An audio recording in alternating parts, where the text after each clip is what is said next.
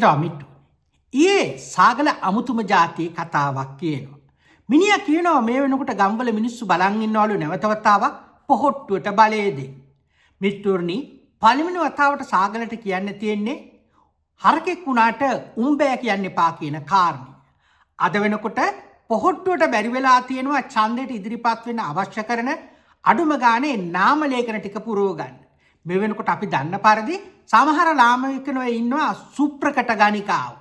කාගෙත් සුන්දරියෝ, ගමේ ඉන්න මදාවියෝ, කුපාඩියෝ, කුඩුකාරයෝ, ගංජකාරයෝ මුන් වගේ උන්ගෙන් තමයි පොහොට්ටුව මේ වෙනකොට තමන්ගේ නාම ලේඛනේ පුරවලා තියෙන්නේ. මේකට හේතුව තමයි මොලේ කනදක් තියෙන එකෙක් මේ වෙනකොට පොහොට්ටුවත් එක්ක ගනුදෙනු කරන්න යන්නේ නැහැ. ඉතිහාසයේ කවදාටත් වඩා අද වෙනකොට ජනතාව දැනගෙන ඉන්නවා පෞද්ගලික අවුරුදු 70 සිද්ධ වෙච්ච දේ. ඒ ප්‍රතිඵලයක් විදිහට තමයි මේ ආණ්ඩු මාරුව සිද්ධ වුනේ. දෙවෙනි කාරණේ තමයි සාගල කියන තර්කය මේ ආණ්ඩුව ආවට මාස 6ක් සිද්ධ වෙච්ච මගුලක්වත් නැහැ කියලා. හැබැයි සාගල අමතක කරලා තියෙනවා අපේ රටේ දේශපාලන සංස්කෘතිය අද වෙනකොට උඩු යටිකුරු වෙලා තියෙනවා. එදා ජනාධිපති පාර යනකොට පැය ගානක් පාර වහලා තිබුණා.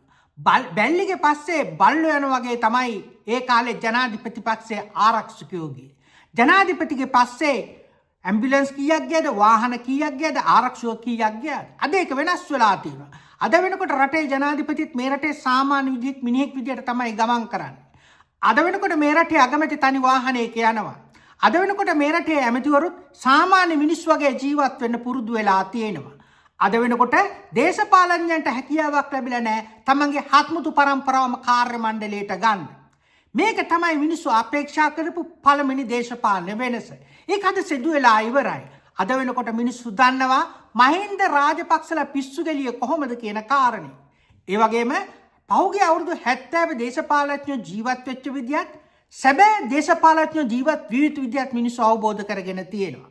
අන්න ඒ ප්‍රතිඵල විදිහට තමයි අද වෙනකොට මේ රටේ කිසියම් දේශපාලන සංස්කෘතියේ වෙනසක් වෙලා තියෙන්නේ. හැබැයි මිනිවරු මරා ඇතුළු උට කඩ යන කාලකන්ණි පාහරේ උත්සාහ කරමින් ඉන්නවා. තාමත් උන්ට මේ ආයතන ඇතුලේ ඉන්නවා උන්ගේ පිල්ලි. අන්නේ පිල්ලි පාවිච්චි කරලා සමහර ප්‍රශ්න හදනවා. ඒ වගේ පිල්ලි පොලිසියේ ඉන්නවා, අධිකරණ ශාස්ත්‍රයේ ඉන්නවා, හැම ශාස්ත්‍රීයකම වගේ ඉන්නවා. වර්තමාන ආණ්ඩුවට හැකියාවක් ලැබිලා නැහැ මේ පිල්ලි ටික හරියට අල්ලා කන්ට්‍රෝල් කරන්න. හැබැයි මේ වෙනකොට පළවෙනි පිළිකාව අද දවසේදී අයින් කරන්න පළවෙනි දෝෂාභියෝගය පාර්ලිමේන්තුවට ඉදිරිපත් කරලා තියෙනවා. ඒ තමයි පොලිස් දෙපාර්තමේන්තුව විනාශ කරපු දේශබන්දුව ගෙදර ඇරීම. දේශබන්දු අයින් කරන යෝජනාවද පාර්ලිමේන්තුවට බාර දුන්නා. මිත්‍රණි මේක ප්‍රධාන දේ බලපාන්නේ දේශබන්දුට විතරක් නෙමෙයි. දේශබන්දු වගේ කඩේ යන්න කැමැති පාහර වැඩ කරන හැම එකටම මේකෙන් රතු ලයිට් එකක් පත්තු කරලා තියෙනවා. තොපි වැඩිය දැඟලුවොත් තොපිට වෙන්නේත් මේ දේ කියන කාරණේ. ඒ වගේම අභියාචනාධිකරණයේ සභාපතිට වෙච්ච දේ ඔබට මතක ඇති. වර්තමාන ආණ්ඩුවට පස්සේ අභියාචනාධිකරණයේ විනිසුරුට ඔප්ෂන් දෙකක් දුන්නා. එකක් තමයි විශ්‍රය යාම. එහෙම නැත්නම් දෝෂාභියෝගයකින් පාර්ලිමේන්තුවෙන් ඉවත් කිරීම. මේ වෙනකොට අභියාචනාධිකරණයේ විනිසුරු නැට්ට පස්සේ ගහගෙන මේ වෙනකොට ඉවත් වෙලා ඉන්නවා. අපි ඒකෙන් සෑහීමටපත් වෙන්නේ නැහැ. අපි කියන්නේ අභියාචනාධිකරණයේ විනිසුරු කරපු හැම වැරද්දකටම දඬුවම් කළ යුතුයි. මේ මං කියන්නේ වර්තමාන සභාපතිවරයා ගැන නෙමෙයි හිටපු එකා ගැන. දැන් ඉන්නේ වැඩ බලන කෙනෙක්නේ. කොහොමදත් මිත්තුරුනි. හැබැයි මේකෙන් අනිත් විනිසුරුවන්ට බොහොම පැහැදිලි උපදේශයක් නැත්නම් මාර්ගෝපදේශයක් දීලා තිනවා තොපි කැත වැඩ කරොත් තොපිට වෙන්නේත් මේ වැඩේමයි කියලා. මෙන්න මේක තමයි වර්තමාන ආණ්ඩුව කරපු ලොකුම වෙනස. ඒකෙන් කියන්නේ අධිකරණ ශාස්ත්‍රය සම්පූර්ණයෙන්ම සුද්ධ වුණයි කියලා. මොකද තාමත් මිනිමරු මරාපත් කරපු, ඒ වගේම රනිල් වික්‍රමසිංහ පත් කරපු, එහෙම නැත්නම් උගේ පැලැන්තිය ආරක්ෂා කිරීම සඳහා පත් කරපු බහුතරයක් විනිසුරු තමයි ශ්‍රේෂ්ඨාධිකරණයේ අභියාචනාධිකරණයේ ඉන්නේ. මහාධිකරණවල ඉන්නේ. මහේස්ත්‍රාත් අධිකරණවල ඉන්නේ. හැබැයි මේක ඇතුලේ හොඳ මිනිස්සු ඉන්නත් පුළුවන්. ඉඳලා හිටලා. අර අපේ රටේ කතාවක් තියෙනවනේ ගිලිමලෙත් ඇත දත සුද්දෝ කියලා. හැබැයි බහුතරයක් තෝන් දූෂිතයි. හැබැයි මේ නිශ්චිත මොහොතේ මුන් ඔක්කොම එලවන්න බැරි හින්දා කලහක හොඳම දේ තමයි මුන් ඔක්කොටම රතු එලි පෙන්නලා රිමෝට් එකකින් කන්ට්‍රෝල් කරන එක. අපි හිතනවා අනුර කුමාරට මේ හැකියාව තියෙනවා සහ ඒ දැක්ම තියෙනවා. කොහොමද අපි විශ්වාස කරනවා අනුර කුමාර ඇතුළු වර්තමාන ආණ්ඩුවේ බහුතරයකට මේක වෙනස් කිරීමේ බොහොම පැහැදිලි උවමනාවක් තියෙනවා. මොකද ඒ කිසිම කෙනෙක් ඇවිල්ලා තියෙන දේශපාලනයෙන් හම්බ කරන්න නෙමෙයි. හැබැයි අපි දකින එක කාරණයක් තමයි වර්තමාන ආණ්ඩුව ඇතුළට පිංගලා තියෙනවා සමහර පිල්ලි. එක එකට ඩීල් දාන જાතියුන් හරියට අපේ අධිකරණ ඇමති වගේ. හැබැයි ඒකෙන් කියන්නේ නැහැ මොන හේතුවකටවත් නැවත වතාවක් රාජපක්ෂලා ගාවට යන්න තරම් මේ රටේ මිනිස්සු හරක් කියන කාරණේ. හැබැයි රටේ මිනිස්සු එහෙම දෙයක් කල්පනා කරනවා නම් ඒ කියන්නේ අපේ රටේ බහුතරයක් දෙනා මන්දබුද්ධික විදිහට රාජපක්ෂලා ඕනයි කියලා හිතයි කියලා අපි හිතන්නේ නැහැ. එහෙම කරොත් වෙන්නේ රටේ ජනතාවගේ විනාශය මිසක් අනුර කුමාරගේ විනාශය නෙමෙයි.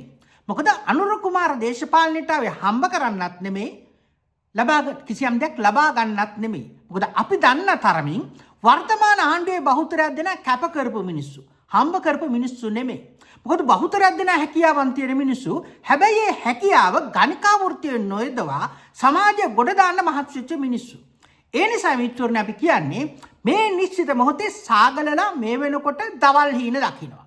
නාමල් බලාපොරොත්තු වෙනවා කවදා හරි දවසක මිනිහට මේ රටේ ජනාධිපති වෙන්න පුළුවන් කියලා. නාමල්ට මුට්ටෙල්ලනේ උඹ බලාපොරොත්තු වෙනවා නාමල් ජනාධිපති වුණාට පස්සේ උගේ අතපල්ලෙන් බේරන දේවල් වලින් Tamanට පෝෂණය වෙන්න පුළුවන් කියන කාරණේ. හැබැයි අපි බලාපොරොත්තු වෙනවා නාමල් රාජපක්ෂගේ කළු කබය ගලවලා ඌව හිරගෙදරට දාක්කයි කියලා. මොකද තජෝඩින් ඝාතනය ඇතුළු කරපු ඝාතනවලට අපරාධවලට ඒ වගේම අපි බලාපොරොත්තු වෙනුගේ කළු කෝට් එකක් ගලවයි කියලා. ඒ වගේම අපි බලාපොරොත්තු වෙනවා ඒ කාලේ රාජපක්ෂලට මුට්ටි අල්ලලා හම්බ කරපෙවුන් අර හිටපු සෞඛ්‍ය ඇමතියා වගේ උන්ව හිරගෙදරට ඉක්මනට දාක්කයි කියලා. මේක කරන්නේ නැත්තම් තමයි රාජපක්ෂලට හයියේ. සමහර වෙලාවට දැනුත් යම් ප්‍රමාදයක් තියෙනවා. මේකට හේතුව තමයි මේ ආණ්ඩුව බලයට ඒමත් සමගම තාමත් බැරි වෙලා තියෙන මේ කාලකන්ණි පහුගිය අර තිබ නෙට්වර්ක් එක කඩන්න. හැබැයි අපි දකිනවා යම් ප්‍රමාණයකට දැන් එක ක්‍රියාත්මක වෙමින් තියෙනවා. තවත් ආණ්ඩුවට අවුරුදු 4මාරක් තියෙනවා. ඒ නිසා අපි බලාපොරොත්තු වෙනවා අනුර කුමාරට හැකියාවක් තියෙයි කියලා. විශේෂයෙන්ම පක්ෂේන බහුතරයක් දෙනා කැප කරපු මිනිස්සු නිසා සහ ඒ වගේම පක්ෂයේ වටේ ඉන්න බහුතරයක් කලාකාරයෝ වගේ පිරිස් බහුතරයක් දෙනා කැප කරන මිනිස්සු නිසා මේක ගොඩ යයි කියලා. මොකද මේ ආණ්ඩුවෙන් කවුරුත් හම්බ කරන්න ආපු මිනිස්සු නැහැ. ඉඳලා හිටලා එකෙක් දෙනෙක් ඉන්න පුළුවන්. එකෙක් දෙන්නෙක් හොරෙන් රිංගපෙවුන් ඉන්නත් පුළුවන්. හැබැයි අපි කියන්නේ මේ දේශපාලන සංස්කෘතිය වෙනස් වෙලා තියෙනවා වගේම අපේ රටේ මිනිස්සු හිතන පතන විදිය වෙනස් වෙමින් තියෙනවා. ඒකට බලපාලා තියෙන ප්‍රධාන කාරණයක් තමයි අද වෙනකොට රූපවාහිනී සංස්ථාවේ ඔගේ මයිටීන් එකේ වගේ ගුණාත්මක වැඩසටහන දවසින් දවස වැඩි වෙනවා. ඒ වගේම වර්තමාන ආණ්ඩුව ඕනතරම් විවේචනය කරන්න ඉඩ දීලා තියෙනවා. මේක හරිම වැදගත්. මොකද අපි දකිනවා සමහර වෙලාවට සමහර පුද්ගලයෝ පහුගිය කාලේ වන්දි බට්ටකම් කරා නැත්නම් මහින්දලට කඩේ ගියුම් මේකට සෙට් වෙලා ඉන්න උන් පහුගිය කාලේ වර්ණනා කරා මේ වෙනකොට දවන්තලදී මඩ ගහන්න පටන් අරන් තියෙනවා. මේකෙදි අපි තේරුම් ගත යුතු වැදගත්ම දේ තමයි අපි ගමනක් යනකොට සමහර වෙලාවට අපිත් එක්ක සමහර අහක හිටපු හාල් පාරුවෝ සෙට් වෙනවා. උන් සෙට් වෙලා මගදී ගමන අල කරන්න උත්සාහ කරනවා. ඒ නිසා මේ නිශ්චිත මොහොතේ අපි තේරුම් ගත යුතු වෙනවා සත්‍ය වශයෙන්ම මේ රට ගොඩ දාන්න කැමති මිනිස්සු කවුද? මේකදී අපට සිද්ධ වෙන උන්ගේ ඉතිහාසය හොයන්න. මොකද හේතුව මිනිහෙක්ගේ ඉතිහාසය හොයන්නේ නැතුව අපට උගේ වර්තමානයේ තේරුම් ගන්න බෑ. වර්තමානයේ තේරුම් ගන්න බැරුව අනාගතයේ තේරුම් ගන්න බෑ. අද වෙනකොට වර්තමාන ආණ්ඩුව දරුණුම ලෙස විවේචනය කරමින් ඉන්නේ සහ මේ ආණ්ඩුවට උදව් කරලා මේනකොට ආණ්ඩුවට බැනිමින් ඉන්න බහුතරයක් දෙනා ඉතිහාසය පුරාම ආණ්ඩු බලයට ගෙනලා හම්බ කරගත්තේ. ඒ නිසා මිත්‍රෝනි අපි නිශ්චිත මේ මොහොතේ කිව යුතු වැදගත්ම කාරණේ තමයි මේ ආණ්ඩුව ජනතාවට අයිති ආණ්ඩුව.